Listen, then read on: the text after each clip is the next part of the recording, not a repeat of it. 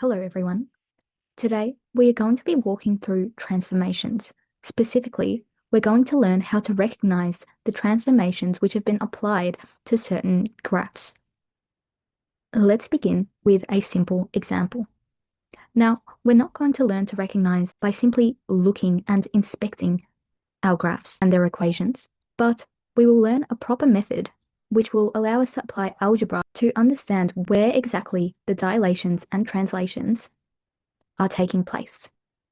Let's begin with a simple example to illustrate the general method first. Now, if we take our graph, our quadratic graph of y equal x squared, and we are asked to describe the transformations that turn this graph into y equals x minus 4 squared plus 3. We could approach this by simply inspecting the numbers over here. If you were to memorize, then you might know by now that the translations in the x-axis usually have the opposite sign out the front over here. If you've memorized, you also might know that the plus 3 over here would indicate a translation 3 units up. But let's work on understanding why this is the case. Now, the first thing to recognize is that this can be referred to as our parent graph, or the graph which contains the most fundamental basic structure. For our quadratic, the most fundamental equation is that we have a y on the left-hand side of our equation and an x value which is squared. If we look at our transformed graph over here, you'll notice that it takes on a slightly different structure. Over here, we have the whole x minus 4, which is squared. Now, this is still consistent with having an x valued, or something akin to an x value, being squared when contained inside the brackets. However, our graph is not consistent in the fact that it only has some value squared on the right-hand side. In fact, our transformed graph has this extra plus 3 over here. Now, if we want to be able to compare both of these graphs, or both of these equations, we need to make sure that the equations are written in an equivalent way. In this case, to make these two comparable, we'd have to move this plus 3 over to the other side and turning it into a minus 3. So this would become y minus 3 equals, in brackets, x minus 4 squared. Now, our two comparable elements become the x over here in our parent graph, or in our original graph, and the x minus 4 here in our transformed graph. Our y equivalents then become the y on the left-hand side of the equation, and our y minus 3 on the left-hand side of our transformed equation. Now, we also need to be able to differentiate between our original graph, or our original equation over here, versus our transformed equation over here. The way that we do this is by applying a little tick at the top of our y and our x in our transformed graph. So this will be referred to as y prime, and this will be referred to as x prime. And these primes are meant to indicate the transformed version of our graph. Now that our transformed equation is organized in a structure that is very similar to our parent equation, our next step to recognize the transformations would be to equate our original graph, or our original y values, with our transformed y values. Similarly, we want to equate our original x values with our transformed x values over here. If we begin to do this, so if we equate the purple bits here, so we would get the equation y equals y prime minus 3. If we equate our blue bits over here, so our x's, this would give us x equals x prime minus 4. Now, because we are using y prime and x prime to indicate our transformed versions of our equation, we can rearrange these two equations to appear in the form y prime equals something and x prime equals something. If we perform the rearrangements over here with our y equation, we would move this minus 3 over to the other side, and so it would become y plus 3. If we move our minus 4 over to the other side, it becomes x plus 4. So now, after this rearrangement, we have obtained two equations that can be used to indicate the transformations applied to our original x and y values in order to obtain our new or our transformed x and y values here. For example, if y prime equals y plus 3, this is telling us that our transformed y values are obtained by taking our original y values and adding 3 to them. Therefore, this would indicate a transformation of 3 units upwards. Or we can write this as a transformation of 3 units in the positive direction of the y-axis. So you're allowed to write this either way. If we look at our equation for our x's, we got that x prime equals x plus 4. What this is telling us is that in order to obtain our new version or our transformed version of our x values, we must take our original x value and add 4 to them. Therefore, this can be described as a translation of 4 units in the positive direction of the x-axis. Similarly, we can also write this simply as a translation of 4 units to the right. Now, these were some pretty simple examples, and identifying translations don't tend to be the hardest part of transformations in Year 12. Where it does tend to get tricky, and where people do tend to lose the most marks, is where dilations become involved. For example, so if we move on to example number 2, if we're asked to identify the transformation which turns y equals x squared to y equals 3x squared, it can be difficult for most people to identify whether or not this is a dilation in the x or the y-axis. It is also difficult for people to identify whether this is a dilation of factor 3 or a dilation of factor 1/3. If we use the method from our previous equation, our first step would be to make these equations comparable.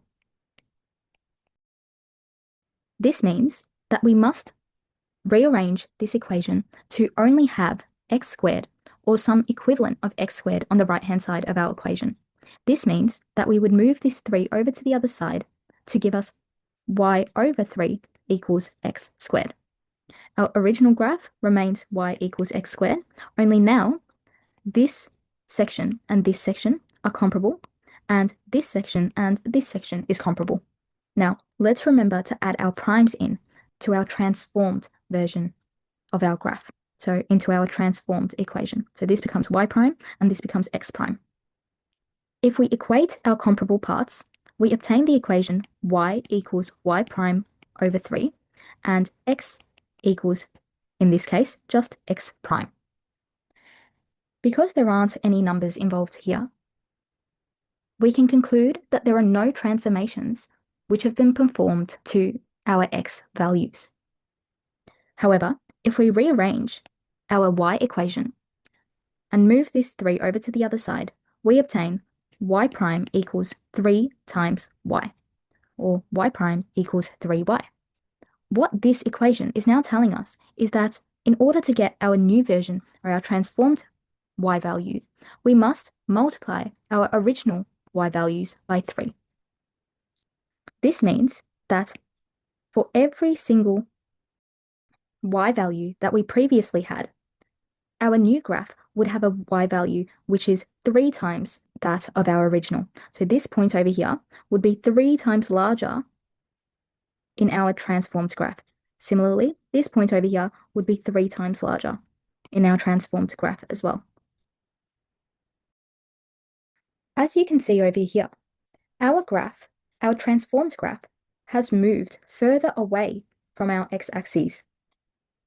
This means that this dilation must be described as a dilation of factor 3 from, and this is very important, we must use the word from rather than in.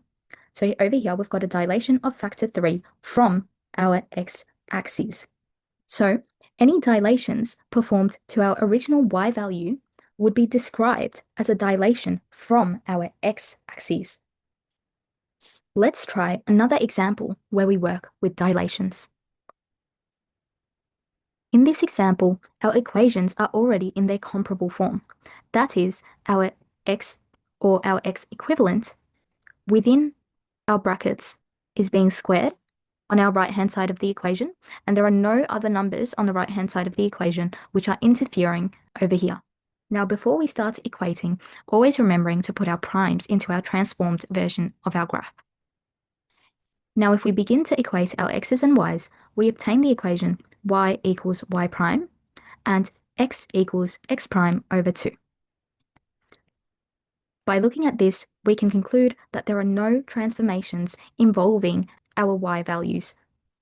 However, if we look at our x equation, we want to rearrange this so that we can observe the transformations done to our original x values to obtain our new x values.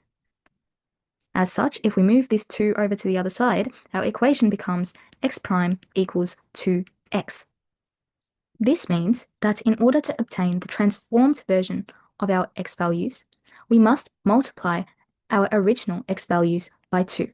If we apply the same logic as before, this would mean that for every single x value that we had before, the transformed graph's x value would be twice as large.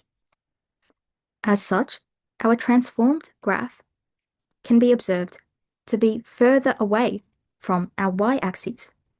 Therefore, this transformation can be written as a dilation of factor 2 from, because we're moving away from, our y-axis. Let's now try an example where we work with all 3 types of transformations.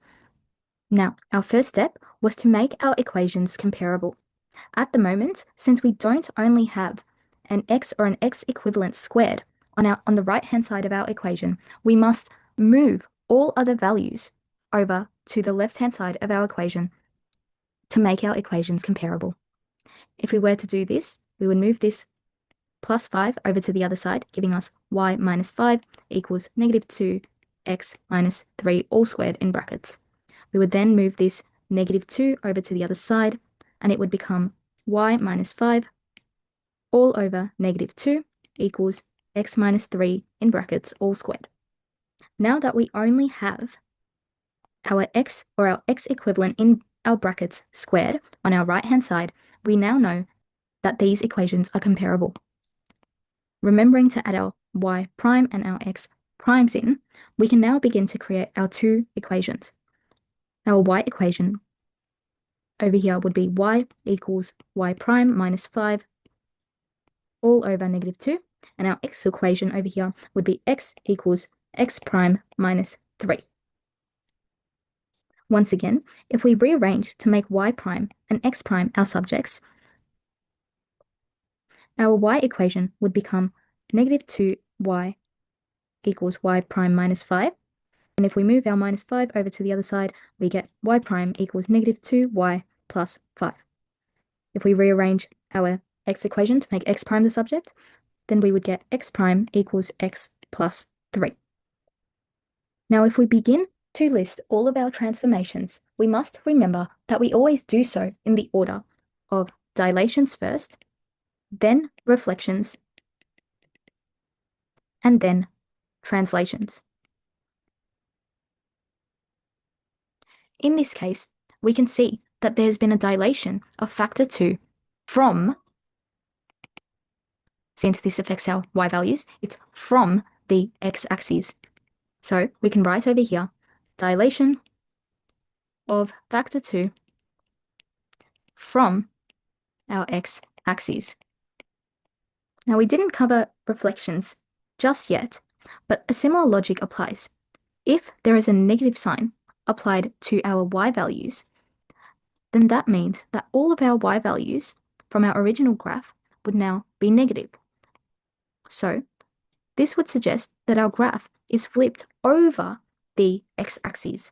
So our reflection over here would be a reflection over the x-axis, since it only affects our y values. Finally, if we look at our translations, which tend to be the easiest, we can see a translation of 5 units up or in the positive direction of the y-axis, and a translation of 3 units in the positive direction of our x-axis. So we've got 5 units up and 3 units to the right. Let's try another example where we combine all of these transformations. Once again, we must make these two equations comparable before we begin to equate our x's and y's. At the moment, our x, or our x equivalent in brackets, is not the only thing located on the right-hand side of our equation. Therefore, we must move this positive 1 and this negative 3 over to the left-hand side of the equation. If we move the 1 over, we get y minus 1 equals negative 3 times x minus 2 over 4, all squared in brackets. And if we move this negative 3 over to the other side, it becomes y minus 1 over negative 3 equals x minus 2 over 4, all squared. Now that these two are comparable, we can add our primes in and equate our x's and y's. From this, we get y equals y prime minus 1 all over negative 3, and x equals x prime minus 2 all over 4. Let's begin by rearranging our y equation to make y prime the subject. If we move our negative 3 to the other side, we get negative 3y equals y prime minus 1. And if we move our minus 1 over to the other side, we get negative 3y plus 1 equals y prime, or y prime equals negative 3y plus 1. If we perform a similar rearrangement to our x equation, we would get 4x plus 2 equals x prime, or x prime equals 4x plus 2. Once again, if we begin to inspect these two equations, we can identify that in order to get our new y values, we must multiply our original y values by 3 and make them negative before adding 1 to obtain our new y value. Similarly, in order to get our new x values, we must multiply our original x values by 4 and add 2. Let's now begin to list our transformations in order of dilation, reflection, and translation. Once again, we can see over here that each of our y values must be multiplied by 3. This suggests that we're moving our graph away from the x-axis. Therefore, this would be a dilation of factor 3 from our x-axis. Over here, we can see that we must multiply each of our x values by 4. This means that we've had a dilation of factor 4 from our y-axis, since this would shift our graph away from our y-axis. In terms of reflections, only our y values seem to be made negative or seem to be affected. Therefore, this means that the graph is flipped over the x-axis. So we've got a reflection over the x-axis. Finally, our translations include movement of 1 unit up and 2 units to the right. Now, a lot of our examples at the moment have only involved a parent function being transformed to a non-parent function. However, in many methods exams, or many methods SACs, you may find that you're asked to find the transformations which take one already transformed graph into another transformed graph. For example, you may be asked to find the transformations that turn y equals 2x squared plus 1 into y equals 5x squared plus 3. Let's use the same methods that we've been using in order to identify our transformations. In order to make these graphs comparable, however, we must still use the structure of our parent graph. That is, keeping our x equivalent being squared the only thing on the right-hand side of our equations. This means that all of these numbers, or these values, must be moved over to the left-hand side of the equation. If we do this, we get y minus 1 over 2 equals x squared, and y minus 3 over 5 equals x squared. Now we can see that the left-hand side of our equation and our x's are now able to be compared. Adding in our primes to our transformed graph, or our transformed equation, we can now begin to create our x and y equations. In equating the blue values, we get y minus 1 over 2 equals y prime minus 3 over 5. In equating our x values, we simply get x equals x prime. So over here, we can see that there are no transformations which are affecting our x values. Now, we must once again rearrange to get y prime on its own so that we can observe what is done to our original y values in order to obtain our new y values. If we move this 5 over to the other side, we get 5 times y minus 1 all over 2 equals y prime minus 3. If we move this minus 3 over to the other side, we would get 5 over 2, so I might group these together. So 5 over 2 times y minus 1 plus 3 equals y prime. To make things a bit more simple, we want to expand these brackets out and group any like terms which may appear.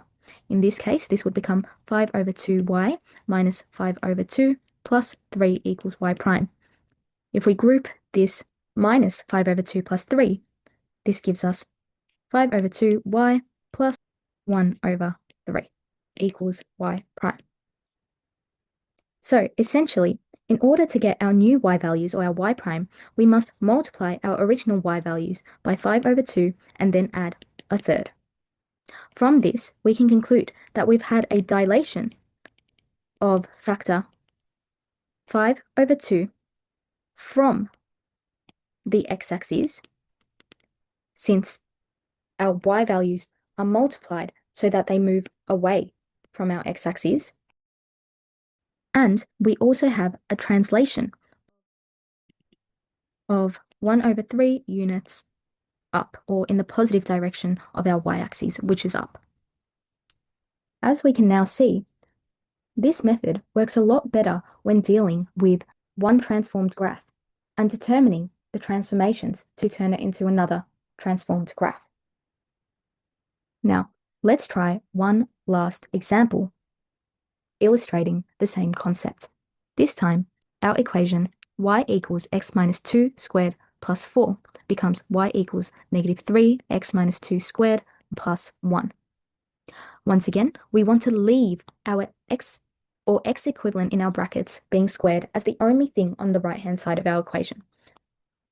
Moving this over to the left-hand side, we get y minus 4 equals x minus 2 all squared, and moving this plus 1 over to the left-hand side. Here, we get y minus 1 equals negative 3 brackets x minus 2 squared.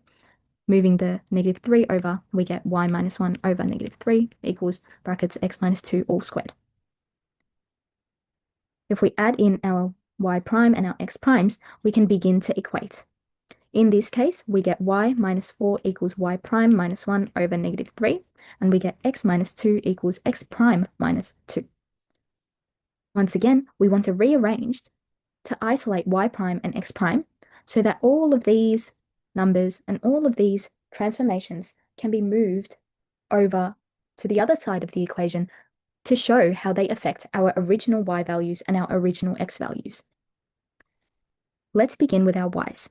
If we move this negative 3 over to the other side, we get negative 3 brackets y minus 4 equals y prime minus 1. Moving the negative 1 over to the other side, we get negative 3 brackets y minus 4 plus 1 equals y prime. With our x's, if we move this negative 2 over to the other side, we get x minus 2 plus 2 equals x prime. Now, if we group this minus 2 plus 2, then they cancel out to just give us 0. Therefore, we're left with x equals x prime. So over here, we can see that there are no transformations affecting our x values. However, if we look at our y equation, let's first expand our brackets and group any like terms. In this case, we get y prime equals negative 3y plus 12 plus 1. So, if we group this plus 12 and plus 1, we get y prime equals negative 3y plus 13. From this, we can conclude that there has been a dilation which multiplies our original y values by 3 in order to obtain our new y values. In this case, it's a dilation of factor 3 from the x-axis because it only affects our y values. So it moves each of our y values away from the x-axis as we multiply them by 3. Our reflection over here also only affects our y values, making them negative. This means that we must have a reflection over the x-axis. Finally, if we look at our translation, then this appears to be 13 units in the positive direction of our y-axis. Therefore, this means that we're moving 13 units up. Now, if we were to solve this equation, simply by looking at our two equations at the beginning of the question, it seems very unlikely that we would have had a translation of 13 units up. However, if we work our way through the numbers, it becomes evidently clear that we do, in fact, have such a large transformation occurring over here. Now, the equations that we used in this video were only applied to quadratics, but the same concept can apply to any other type of graph as well. For example, if we're dealing with our square root graphs, if we want to make our equations comparable, then we simply need to make sure that we only have the square root of x on our right-hand side of the equation. We would then move this -1 and 3, for example, to the other side to give us y plus 1 over 3 equals square root of x. In this case, our x's become comparable, and the left-hand side of our equation becomes comparable as well. So we can use the exact same concept of adding our primes in and then equating over here to give us y equals y prime plus 1 over 3 and x equals x prime over here. Once again, you would rearrange this to give us 3y minus 1 equals y prime so that we can observe the transformations applied to our original y values to give us our new y values. In this case, using the same logic as before, we have a dilation of factor 3 from our x-axis. And we also have a translation of 1 unit in the negative direction of the y-axis, which is 1 unit down. Now that we know how to derive every single transformation, we simply don't need to use memorization to get ourselves through tough questions such as the ones we just worked through. I hope this video helped you in understanding transformations. Thanks for watching, and I'll see you all next time.